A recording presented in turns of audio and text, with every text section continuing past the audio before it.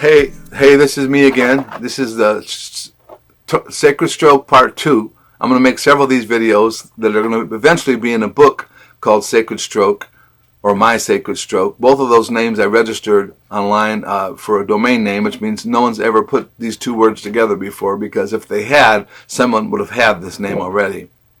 So, first day again, I knew what happened, and I was in denial. I was not being honest with myself yet. My kids probably knew better. I think they did, and the doctors knew. I was surprised when they kept me in the hospital overnight. I thought they were going to send me home. That's what I thought. I thought I had a little stroke. My friend had a mini stroke earlier in the year, and I thought it was just one of those, but it wasn't. And when they admitted me, I was not happy. I was disappointed because I thought, wow, I thought I was going home. But I wasn't. They admitted me to Troy Beaumont Hospital, and that's where I was going to be. And it was a rough couple of days. The first couple of days were very rough. Of just, I was again on adrenaline, excited. I'm alive, I'm not dead. But I also was in denial. And I was also not seeing things clearly because my brain had just been traumatized by a stroke. And one of the first things, when they did the CAT scan before the MRI, the neurologist came to see me and told me that I had hydrocephalus, which is water on the brain, and that I had had it probably for a long time, several years anyway. There's no way to know how long you've had it. They can't go back and test. But I had water on the brain, and that was the beginning of me thinking this is a sacred event, because had I not had the stroke, I wouldn't have known I had hydrocephalus. I wouldn't have known I had water on the brain. And the stroke revealed that. And I was having symptoms from the water on the brain. I was having balance issues. I was having cognitive issues, managing, organizing things in my life. I was trying to organize my house for 2 or 3 years and couldn't seem to get it together. And I thought it was a mental issue. I thought there was something wrong with my mind developmentally, and something was wrong, and I had to talk to a psychologist or psychiatrist. And that's what I was actually doing that summer with the Jungian analyst Yvonne Tarnas, who I was working with. I didn't know I had hydrocephalus. So the first blessing of my sacred stroke, which I hadn't called it that yet, but I knew that, wow, I wouldn't have known this is a big deal that I know. And it's ironic how I use the word archetypes. And if you don't know what an archetype is a tip of an iceberg of meaning. So think of the word mother. What is mother? Well, mother, it's an archetype. You have a mother. You see animals that have mothers. You have a mother lode if it's the big score. You have a mother ship if it's the center of everything. So mother is an archetype of the thing that holds you and births you and nurtures you and protects you.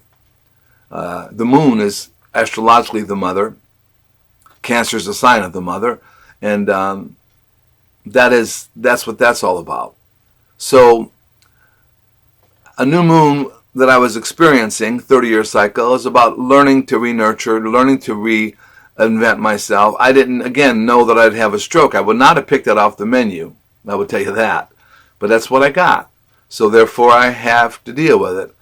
By the third day in the hospital, there's a lot that happened in the first 3 days. They wake you every 2 hours. They ask you all kinds of crazy, repetitive questions. But I realized that I had to be proactive to fight back against this stroke thing. I'd read a book many years ago called Love, Medicine, and Miracles by a man named Bernie Siegel, doctor, who was a surgeon who learned a lot about healing. I loved the book because I'd read a lot of these things in spiritual transcripts and manuscripts. But this is a doctor saying this is how it works, that your mind and your attitude and how you collaborate with healing will be how you heal.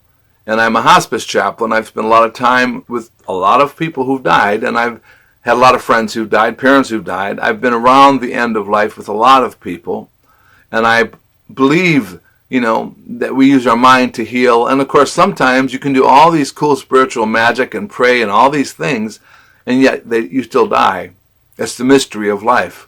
And that's a miracle too. That's a blessing too, to release and let go and say, okay, I did all my magic, it didn't work. I did my rosaries and my Hail Marys, and it didn't work. But I'm going to die, and that's okay. You got to make peace with that. It's not that simple, but that's what you're trying to do.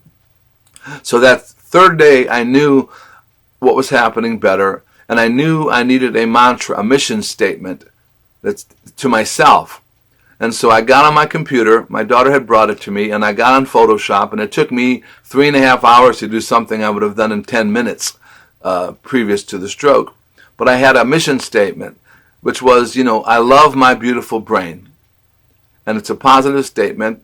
You have to love something if you're going to heal something. So I love my beautiful brain and its miraculous ability to heal. That became my mission statement, my metaphor, my mantra that I would repeat to myself. And because the mind doesn't think in words, it thinks in images. When you have a dream, usually, most of the dream is imagery. It's not words. There'll be some words, but the imagery that's how your brain communicates with itself and to you. So an image you make of your own, a mandala, in the words of Carl Jung, a healing image is a powerful thing. So I made this image. I love my beautiful brain and its miraculous ability to heal. I made this image. It became my mission statement, my mantra, my declaration to myself, to the universe, to anyone who come to see me, that I'm going to be okay. I'm going to fight for this. And the good news is, 6 months later, it's 6 months yesterday that I had the stroke, I'm doing remarkably well. I have a long way to go. There's a lot I can't do. My music is coming back. I'm getting better singing, playing. I'm very confident that I will do that again eventually. But the main thing is my mind and my spirit are working well. And the main thing is I love my beautiful brain and its miraculous ability to heal. And I do. And I love yours too. It's like a sad clown smile, like reason gone wild, just like a monkey child. Yeah, it's like a sad clown smile, like reason gone wild, just like a monkey child. Well, it's like a sad clown smile, reason gone wild, just like a monkey.